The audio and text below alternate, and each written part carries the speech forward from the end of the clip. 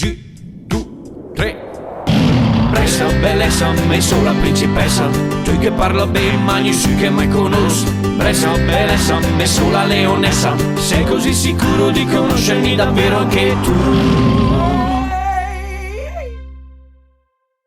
Ma guardate un po' qua chi c'è adesso, c'è il signor Battista.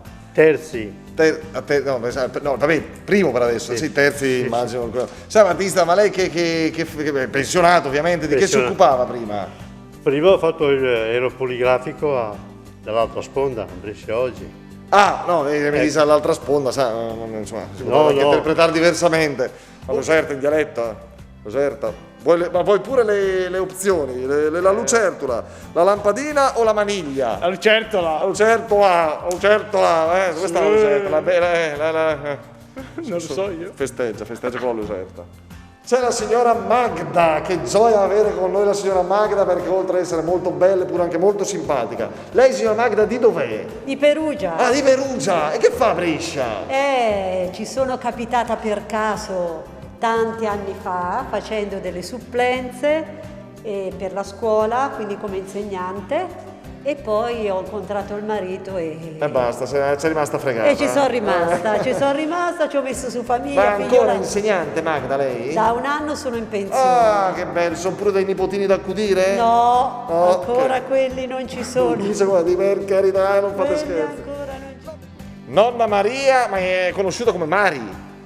Ma c'è molto in Mari. Mari, ci sono le Mari, le Mariette, le Marie. Sì. Lei Mari. Senta, ma quanti nipoti ha, signora Mari?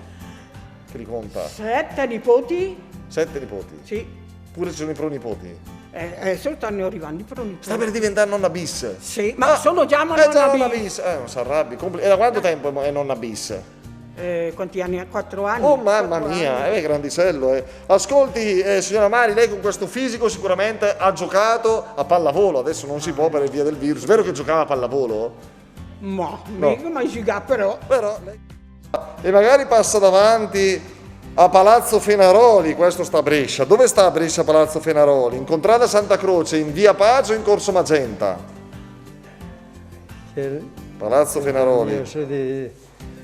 Dei palazzi che conoscevo solo. Ah, ecco, vedi, niente palazzi. Tu che fai, Lorenzo? Sei fidanzato, sposato, sei nonno? Sposato. Scusa, con bimbi, figli? 3 bimbi. Quante che età hanno questi bimbi? 9, 6 e 3. 9, 6 e 3, fatelo tribulare papà, mi raccomando, quando c'è casa, mamma sola fate i bravi. Ma quando volete litigare, aspettate il ritorno del papà. No, sono bravi, dai, li salutiamo. Sono bravi, salutiamo.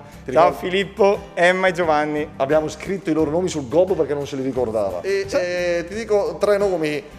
Uno di questi non è stato un ciclista bresciano. Allora, Guido Bontempi, Lamberto Ciulli, Roberto Visentini. Guarda. Ciulli? Sì? No, io? Ah, no, sì, no, mi paga, sì, no, scusa. Vabbè. Senti, caro Don Marco, tu di origine, di che origine sei? Sono della Franciacorta. Franciacorta, di che paese? Cologne. Un saluto a tutti i colognesi che ci stanno seguendo. Sempre, giustamente, il cuore sempre là batte. Ma invece ora dove svolgi il tuo ministero?